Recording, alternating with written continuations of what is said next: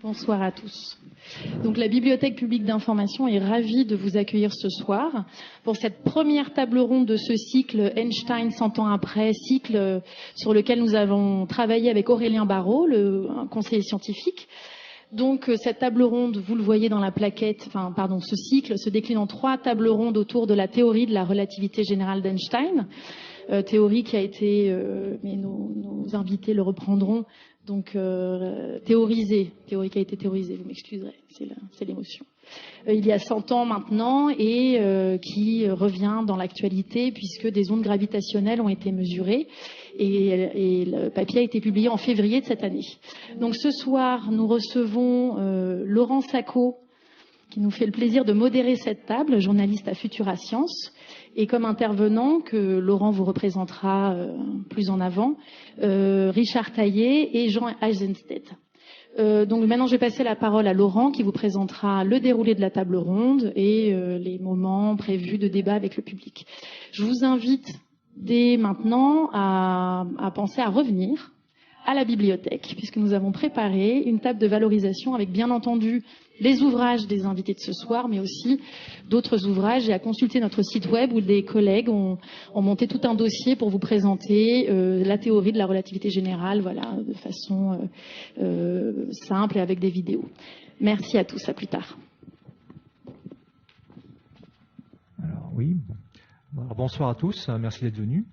Alors, on va essayer de vous parler de la relativité générale et puis aussi la détection des ondes gravitationnelles.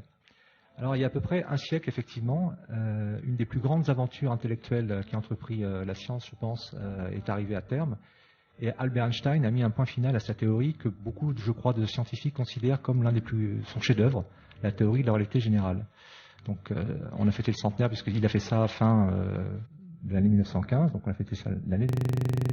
Et la chance ou le hasard a voulu que l'une des prédictions les plus extraordinaires de la théorie d'Einstein, qui est celle de l'existence d'ondes gravitationnelles, s'est trouvée vérifiée avec une expérience qu'on appelle LIGO. Alors, toute cette grande histoire et toute la théorie de la relativité générale, nous avons 2 invités qui sont ici pour vous la présenter.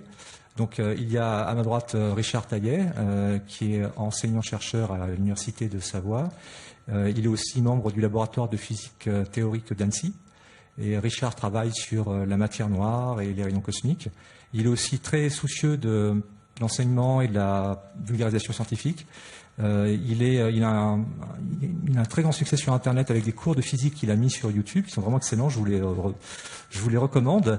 Et notamment, il parle de la relativité générale qu'il a enseigné à l'École normale supérieure de Lyon. Nous avons aussi Jean Eisenstedt, qui est directeur de recherche émérite au CNRS et qui, lui, s'est occupé de l'histoire de la théorie de la relativité générale. Il est aussi physicien et il va donc nous parler un peu de l'histoire de la théorie de la relativité générale et des ondes gravitationnelles. Je crois que c'est important parce qu'il y avait un grand philosophe français du 19e siècle qui s'appelait Auguste Comte qui a dit, grosso modo, la chose suivante: on ne comprend pas vraiment une science tant qu'on n'en sait pas l'histoire. Et je crois que c'est assez vrai, donc c'est important que nous ayons l'éclairage de Jean Eisenstedt et qui va compléter donc ce dont va nous parler Richard Taillet. Alors, pendant 1h30, donc, on va parler donc des ondes gravitationnelles, de la relativité générale, et puis il y aura une série de questions après. Mais on aura aussi quelques questions que vous pourrez poser pendant cette 1h30. Donc, je pense que je vais laisser la parole à Richard, qui va commencer par vous présenter quelques-unes des idées centrales de la théorie de la relativité générale. Alors, bonjour tout le monde. Alors ça va être un petit peu abrupt, je vous préviens, parce que vous êtes là, vous avez vu le titre, les ondes gravitationnelles, et là, paf, vous allez vous taper un cours de relativité générale. Alors ça va pas être tout à fait ça, mais juste patienter un tout petit peu, on va parler vraiment d'ondes gravitationnelles dans pas longtemps, mais on a vraiment besoin, avant ça, à la fois moi et Jean, de vous parler de la théorie de la relativité générale, qui est, on a vraiment besoin de ça pour comprendre ce que c'est qu'une onde gravitationnelle. Donc, partez pas tout de suite, vous êtes venus pour le bon truc, mais il va falloir patienter un petit peu. Donc, je vais, pendant quelques minutes, vous exposer une vision un petit peu générale de ce qu'est la relativité générale, en des termes le moins techniques possible. Et en fait, c'est juste une idée que je voudrais faire passer. L'idée, c'est la suivante. Quand on essaye de décrire la gravitation, vous savez tous ce que c'est. Alors, j'ai amené un stylo exprès. Regardez, hop, il tombe et je le rattrape. Ça, j'ai répété super longtemps. On lâche quelque chose, il tombe. D'accord ? On décrit ça, on décrivait ça avant Einstein, on va dire, par le fait que la Terre attire le stylo, et donc exerce une force sur le stylo qui le fait tomber vers le bas. Ça, c'est une vision, j'allais dire, qui est naturelle, j'en sais rien, ça dépend des gens. Moi, je trouve ça c'est naturel, mais bon, voilà. L'objet est attiré vers le bas. La relativité générale, c'est une théorie de la gravitation qui décrit les choses de manière complètement différente. Si le stylo tombe, ce n'est pas parce qu'il y a une force qui s'exerce sur lui, c'est pour une autre raison, et c'est cette raison que je vais essayer de vous expliquer. Pour ça, il y a un premier mot qu'il faut que j'emploie, c'est le mot espace-temps. On sait depuis le début du XXe siècle qu'il est extrêmement pertinent de décrire l'espace et le temps comme des quantités qui sont par un certain côté qui jouent un rôle très similaire. Ça, c'est la théorie de la relativité restreinte de Albert Einstein qui nous dit ça. Quand on veut décrire le monde dans lequel on nous entoure, le monde qui nous entoure, on a intérêt à traiter le temps un petit peu comme une coordonnée spatiale, avec des propriétés qui lui sont propres, mais qui a certaines autres propriétés qui les rapprochent des propriétés spatiales. Bon, tout ça pour vous dire que on décrit le monde dans lequel on vit dans un espace-temps à 4 dimensions. 4 dimensions parce qu'on a 3 dimensions d'espace. La pièce dans laquelle on se trouve ici a 3 dimensions d'espace. En gros, le haut, la droite et l'avant-l'arrière. Voilà. On a 3 directions comme ça, plus le temps qui fait une 4e dimension. Alors, à ce stade, vous pouvez vous dire, bah là, j'arrive pas du tout à me représenter votre espace à 4 dimensions, là, c'est mort, bah vous inquiétez pas, personne n'y arrive. Il ne s'agit pas de se le représenter, il s'agit de le décrire formellement, de le décrire mathématiquement, et quand les physiciens le font, eh ben, ils arrivent à décrire la nature de manière beaucoup plus satisfaisante qu'en ne le faisant pas. Mais encore une fois, n'allez pas penser que c'est un handicap de ne pas se le représenter. Moi, j'ai pas de collègue qui travaille sur ça, qui peut se représenter un espace-temps à 4 dimensions, ou en tout cas à en parler de manière simple. Bon. Cet espace-temps à 4 dimensions, celui qui est introduit par la relativité restreinte, Einstein a l'idée, donc ça, Jean nous en parlera beaucoup, mais a l'idée d'en faire quelque chose qui peut être éventuellement courbé, qui peut être éventuellement élastique. Et quand on a cette idée-là et qu'on l'applique effectivement, on s'aperçoit qu'on peut décrire la gravitation comme une courbure de l'espace-temps. Je vais vous montrer quelques schémas pour illustrer ça. Et je vais commencer par ça. Et pas du tout par ça. C'est par ça que je veux commencer. Voilà. Je vais le mettre en plein écran. Alors, vous avez un pingouin. Alors le pingouin, c'est parce qu'il est au pôle Nord. La sphère qui est ici, c'est pas mal de se l'imaginer comme étant la Terre, mais ça peut être n'importe quelle sphère. Je vais essayer de vous décrire ce qu'on appelle la courbure d'une sphère. Alors voilà, vous dites peut-être, mais on sait très bien ce que c'est une courbure, c'est un truc qui est courbé, etc. Ok, vous savez peut-être, mais je vais vous le redire autrement, et vous allez voir que la manière dont je le présente ici a quelques avantages. Vous êtes un pingouin. Comment insulter son auditoire au bout de 3 minutes? Vous êtes un pingouin et vous êtes au pôle Nord et vous dites tiens, je vais tracer un cercle sur la planète sur laquelle je suis. Vous ne savez pas forcément qu'elle est courbée, ronde ou je ne sais pas quoi. Vous êtes sur votre planète et vous dites je vais tracer un cercle d'un certain rayon et je vais mesurer la longueur de ce cercle. D'un certain rayon, ça veut dire que votre pingouin, il avance d'une certaine distance sur ses petites pattes. Il fait ici par exemple 10 000 km, paf. Et ensuite, il fait un demi-tour de 90 degrés sur le côté et il avance tout droit. Et il décrit un cercle, le cercle jaune qui est ici. Si vous avez été attentif quand vous avez appris les maths, vous vous rappelez certainement qu'il y a une relation entre la longueur du cercle jaune qui est ici et son rayon. Vous vous rappelez certainement que la circonférence, c'est 2π fois le rayon du cercle. Ça vous dit quelque chose, ça? Eh ben, c'est faux. Le piège. Ça, c'est vrai quand on est sur un plan. C'est la géométrie plane, celle qu'on fait au tableau, à la craie. Quand on est sur une sphère, c'est plus vrai. Et le rayon du cercle qui est ici est en fait la circonférence du cercle est plus petite que 2π fois son rayon. En fait, c'est ça, pour les mathématiciens, ou en tout cas pour les mathématiciens les physiciens qui s'intéressent aux mathématiques qui vont être utiles dans la suite, c'est ça qui caractérise une surface courbe. Une surface est courbe quand les distances qu'on y mesure ont des relations bizarres dans le sens que, par exemple, la circonférence d'un cercle n'est pas égale à 2π fois le rayon, mais peut être plus petite ou plus grande pour certaines autres surfaces que celle-ci. Ça, c'est la courbure. C'est ça qu'on appelle la courbure ici d'une sphère. Alors, on vous parle, on montre souvent un dessin comme ça, on fait un raccourci ensuite quand on raconte l'histoire que je suis en train de vous raconter en disant, bah voilà, l'espace-temps c'est un truc, c'est une surface, la courbure sur cet espace-temps, ça va être ça qui va décrire la gravitation, je vais vous dire pourquoi tout à l'heure, et on vous montre ce dessin-là. C'est pas une sphère, mais on vous dit, ben voilà, quand il y a une masse, on a en quelque sorte un tissu de l'espace-temps qui est à peu près plat ou qui est plat, et puis quand on met une masse, eh ben ça crée l'espèce d'entonnoir qui est ici. Alors, avant même de vous dire pourquoi c'est pertinent, quel est le lien entre gravitation et courbure, je veux quand même insister sur le fait que ça, c'est complètement débile. Mais vraiment, alors pour plusieurs raisons, ce qu'on vous montre ici, alors la figure qui est ici, elle a effectivement une signification. On peut lui en trouver une qui est correcte. Mais dans ce cas, ce qui est représenté ici, c'est pas l'espace-temps du tout. C'est l'espace. Et encore, c'est une partie de l'espace. Donc si on veut décrire une partie de l'espace en relativité générale, on tombe effectivement sur quelque chose qui est ici. Mais il ne faut surtout pas imaginer que la relativité générale, ça nous dit, bah voilà, on met une masse au milieu de ce drap, ça tend le drap, et du coup, une bille qu'on pose sur le côté, elle se met à tomber dans le creux. C'est pas du tout ça. On mettrait la figure dans l'autre sens avec l'entonnoir vers le haut, ça décrirait de la même façon une attraction vers le centre de l'entonnoir. Ça, je tenais à le dire parce que pour faire de la pub pour Silog en fait. Mais bon, ça c'est un autre. Sur le blog qui est là-haut, c'est décrit précisément. Je le mets aussi pour si vous avez des questions après, ça pourrait être un support peut-être intéressant pour les questions. Maintenant, je vais vous expliquer pourquoi, tenter de vous expliquer pourquoi cette courbure, effectivement, peut s'interpréter comme la gravitation. Est-ce que j'arrive à parler en attendant que mon clic fasse quelque chose? Ouais. Vous voyez ce que je fais? Ah oui, tout ce que je fais en plus. J'ai essayé d'être hyper discret, genre le gars qui gère, mais pas du tout. Et pourquoi non? Ouvrir avec. Alors quand ça marche pas, il faut parler en même temps qu'on fait les trucs.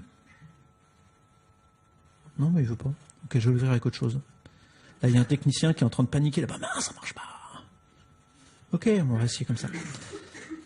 Alors, ce que je vais vous montrer ici, c'est une petite animation que j'ai fait avec mes petites mains. Alors, j'ai pas pu me modéliser les pingouins, donc il faudra les imaginer, mais essentiellement, vous allez avoir deux pingouins qui vont marcher, ils vont partir du même point, ils vont partir dans des directions légèrement différentes, à la même vitesse, et ils vont marcher le long de leur planète. Donc les traits bleus que vous allez voir ici, ce sont des pingouins en train de marcher. Et ils marchent tout droit. Ils suivent leurs petites pattes, ils vont ni à droite ni à gauche, ils vont vraiment tout droit dans la direction initiale. Voilà. On les voit avancer. Ils vont tout droit, donc forcément ils s'écartent les uns des autres. Sauf que si on attend suffisamment longtemps, on voit que tout en marchant toujours tout droit, ils finissent par se rapprocher les uns les autres. Et ils finissent même, dans le cas de la figure qui est ici, de la situation qui est là, à se rencontrer. Salut, salut.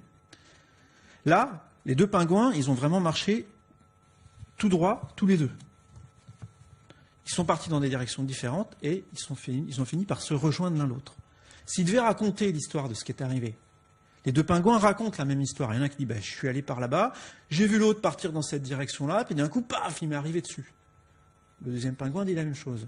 S'ils veulent raconter une histoire commune, ils se diront, on s'est attirés l'un vers l'autre, en fait. On a essayé de marcher tout droit, mais on a été attirés l'un par l'autre, et du coup, même si on était partis avec des directions différentes, on a fini par se re-rencontrer. La relativité générale, c'est vraiment comme ça que ça décrit l'attraction gravitationnelle. En fait, il n'y a pas d'attraction. Vous avez des corps qui se déplacent sur ce qui ressemble plus à des lignes droites sur des surfaces qui sont courbées. Et ces lignes droites sur des espaces courbés, c'est exactement ce qui est ici. Parfois, ça finit par rapprocher les trajectoires. Donc c'est la gravitation, le fait que les corps finissent par s'attirer l'un l'autre, ce n'est pas une force, d'après la relativité générale, c'est une propriété de l'espace-temps sous-jacent qui est courbe. Et pour en terminer avec cette histoire-là, qu'est-ce qui fait que l'espace-temps est courbé? C'est précisément la présence de masse. Quand vous avez une masse quelque part, ça courbe l'espace-temps. Et donc, ça dit aux lignes droites qu'elles doivent faire des trajectoires bizarres et éventuellement se re-rencontrer. Voilà. Donc, je ne vais pas être tellement plus long que ça. Vous êtes probablement très frustrés par cette description un peu imagée, mais tant mieux. Comme ça, vous aurez des questions. Et je vais laisser la place à Jean pour les aspects historiques de ça. Je me souviens que pendant ma lune de miel, en 1913, j'avais mis dans mes bagages quelques tirés à part des articles d'Einstein qui, aux grandes dames de mon épouse, ont absorbé mon attention pendant des heures. Ces papiers me semblaient fascinants, mais difficiles et presque effrayants. Lorsque j'ai rencontré... Ah, pardon. Décidément. Lorsque j'ai rencontré Einstein à Berlin en 1915, la théorie... Ah, c'est là. La théorie a été très perfectionnée et couronnée par l'explication de l'anomalie du périhélie de mercure découverte par Le Verrier. Je l'ai comprise non seulement grâce aux publications, mais aussi grâce à de nombreuses discussions avec Einstein. Ce qui eut pour effet que je décidai de ne jamais entreprendre aucun travail dans ce champ. Les fondations de la relativité générale m'apparaissaient alors et encore aujourd'hui comme le plus grand exploit de la pensée humaine quant à la nature, la plus stupéfiante association de pénétration philosophique, d'intuition physique et d'habileté mathématique. Mais ces liens à l'expérience étaient ténus. Cela me séduisait comme une grande œuvre d'art que l'on doit apprécier et admirer à distance. Bien, vous avez compris que ce n'était pas moi, c'est Max Born, qui était un très grand ami, le meilleur ami d'Einstein, qui venait de disparaître en 1955 quand Born, à Berne, participait à la première conférence sur la relativité, et Einstein venait de mourir. C'est donc pas quelque chose d'agressif qu'il faut voir là-dedans, mais sa vraie pensée, c'était quelqu'un de parfaitement honnête, et il résume très bien ce que je vais essayer de vous faire comprendre, c'est-à-dire pourquoi on ne comprend pas. Je crois qu'on peut préciser aussi que Max Born était l'un des fondateurs de la mécanique quantique. Il a eu le prix Nobel, donc c'était quelqu'un qui, a priori, était particulièrement bien placé pour comprendre la théorie de la relativité générale, mais même quelqu'un comme lui avait des difficultés et était très impressionné par la théorie. Oui, mais enfin bon, on peut encore dire d'autres choses, c'est que les quanticiens étaient très peu intéressés par la relativité générale jusqu'à aujourd'hui.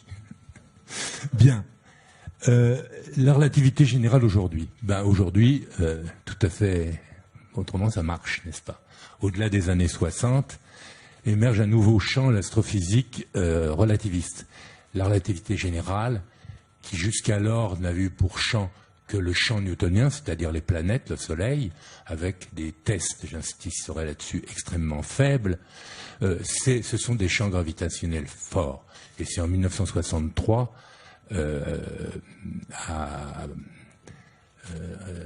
ne sais plus où, bon, mais qu'importe, en 1963 à Dallas, voilà, qu'une conférence réunissant des relativistes et des astrophysiciens va, comment dirais-je, faire une révolution qui est la révolution de l'astrophysique relativiste, et ça sera la découverte des quasars, plus tard des trous noirs, bref, des objets qui sont extrêmement massifs et qui vont permettre de mettre en valeur les qualités et l'intérêt de la relativité générale.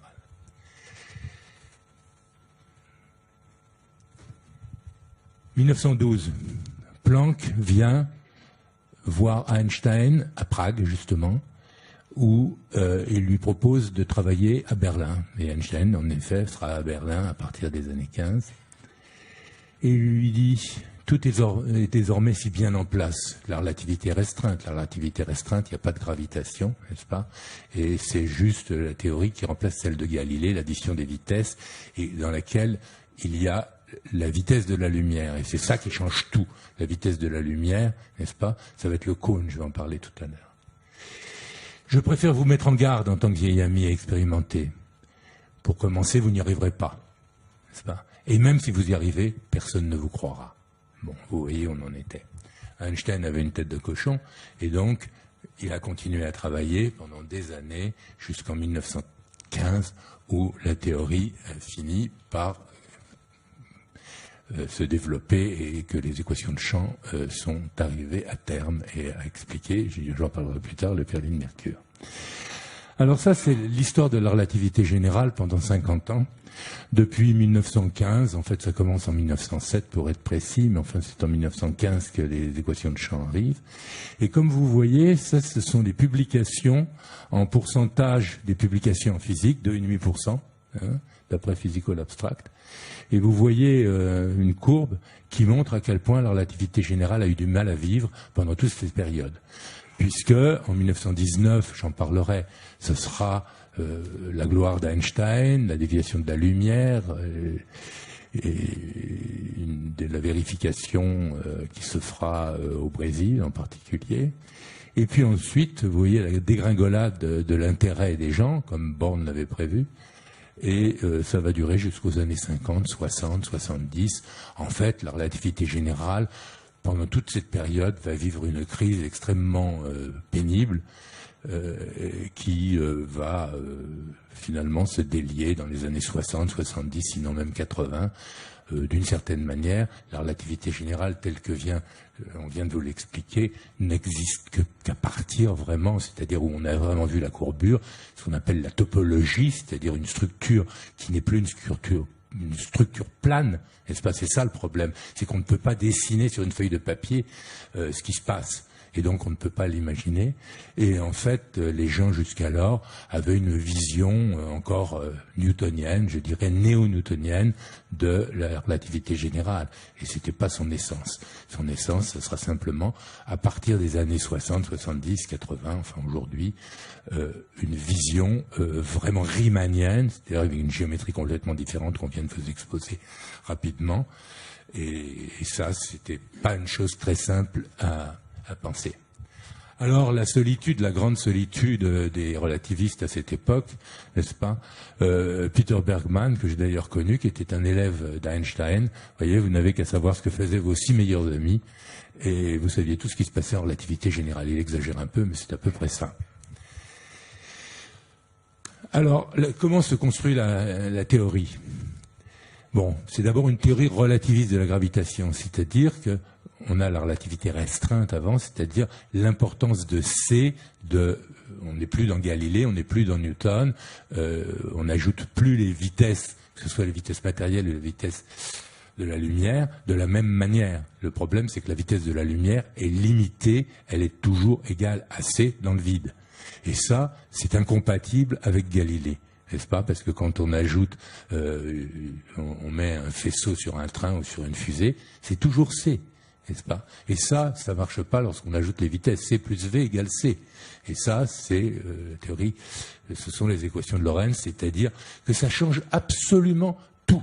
Ce qui change tout, c'est justement C. Que C est une importance dans la structure de l'espace. Bon. Alors, il y a d'autres principes sur lesquels Einstein s'appuie. C'est un homme de principe, le principe de Mach. Ça veut dire que il n'y a finalement de gravitation, de champ de gravitation, que s'il y a des masses, et l'espace vide n'existe pas d'une certaine manière pour lui. Et même un espace avec une seule masse n'a pas de sens. C'est ça qu'il aurait voulu. En fait, le principe de Mach n'est pas contenu, maintenant c'est ce que pensent les relativistes, dans la relativité générale. Il n'est pas arrivé à bout, et il a dû changer son fusil d'épaule. Alors le principe d'équivalence, on vous en a parlé tout à l'heure, c'est que tous les corps tombent de la même manière. Et ça, c'est non seulement l'expérience de Pise, de Galilée, que vous connaissez, sans doute, on vous en a fait l'expérience tout à l'heure, dans le vide, tout tombe de la même manière. Mais tout tombe de la même manière, absolument, tous les matériaux, et c'est encore vrai aujourd'hui. Et au lieu d'être une conséquence de la théorie, c'est un principe pour Einstein. C'est-à-dire que si le principe d'équivalence se casse la figure, tout est fichu. Donc, il tient à ça, et ça va être le pilier essentiel de la théorie. Bon, il y a le principe de covariance, mais ça c'est juste un détail, c'est la manière, c'est une machine qui permet de passer d'un système de coordonnées à l'autre. Parce qu'un des problèmes de la relativité générale, contrairement à Newton, on vous parlait tout à l'heure de 3 dimensions et du temps. Pour Newton, il y a un temps absolu, c'est le temps à l'infini, le bon Dieu tient sa pendule, et puis il y a une distance, une 3 distances, c'est-à-dire la longueur d'une règle. Il n'y a plus ça n'existe plus en relativité générale. Vous n'avez plus une longueur de règle, ça n'a pas de sens. La seule chose qu'on ait, finalement, c'est le temps propre, c'est-à-dire le temps que votre montre indique et qui est le vôtre. Chacun a son temps. Et le problème de la relativité générale, c'est justement de faire la carte de l'ensemble des trajectoires possibles d'un espace particulier, c'est-à-dire toutes les trajectoires possibles de l'univers, et puis de les mettre dans un même système. Et ça, c'est comme ça qu'on construit un espace de relativité, n'est-ce pas? Mais chacun a son temps, et le problème, c'est de coordonner tout ça, et c'est pas très simple. Bon. Alors ces espoirs, bon, c'est une théorie relativiste, c'est-à-dire qui contient C, disons, pour aller vite, de la gravitation. Et puis, il y a une chose qui est inexpliquée depuis 50 ans, ou mal expliquée, qui déçoit tout le monde, c'est que le périhélie de Mercure, c'est-à-dire un point sur l'orbite de Mercure, va avoir une avance de 43 secondes d'arc par siècle. Alors, c'est ce que c'est qu'une seconde d'arc sur le cercle. Une minute, c'est 1 sur 360, et puis à l'intérieur de la minute, il y a encore des secondes, etc. Et ça, c'est par siècle. C'est-à-dire, c'est tout à fait ridicule. Mais ça montre... C'est un cheveu tendu à bout de bras, en gros. Voilà. Bon. Et ça montre à quel point la théorie de Newton marche bien. C'est le seul point noir de la théorie de Newton. Et donc ça montre le problème que la théorie de la relativité générale va avoir à résoudre, c'est-à-dire de se faufiler là-dedans pour faire quelque chose. Et ce qui est extraordinaire, c'est qu'en 1915, quand il sort ses équations de champ, il va avoir ses 43 secondes. Ça va être le seul point, j'insiste, jusqu'aux années 60, qui permettra à la relativité générale de tenir la route face à Newton. Vous pensez bien qu'un tas de gens n'avaient aucune envie de se fatiguer là-dessus, et les newtoniens ont continué à régner, et on n'avait pas besoin de la relativité générale, on ajoutait un petit terme quand on en avait besoin, et c'était tout. Bon, c'est ce que j'ai déjà dit tout à l'heure. Il y a 2 autres tests, c'est les 3 tests classiques qu'Einstein pense dès 1907, c'est-à-dire bien avant que la théorie soit faite.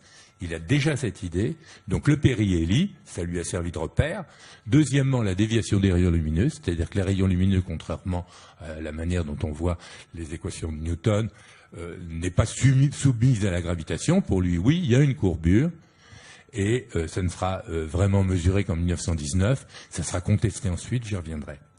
Et puis le décalage gravitationnel des raies, c'est-à-dire que les fréquences sont sensibles elles-mêmes à la gravitation, c'est-à-dire un atome qui va pulser, si vous voulez, s'il est près d'une masse, il pulsera d'une manière différente. Et ça, on n'est pas arrivé à le mesurer avant 1959. Et on n'avait pas de retard. On a trouvé, c'est Fraunhofer, 2 ans avant, qui a trouvé la technique qui a permis ça. Mossbauer, pardon, merci. Bon.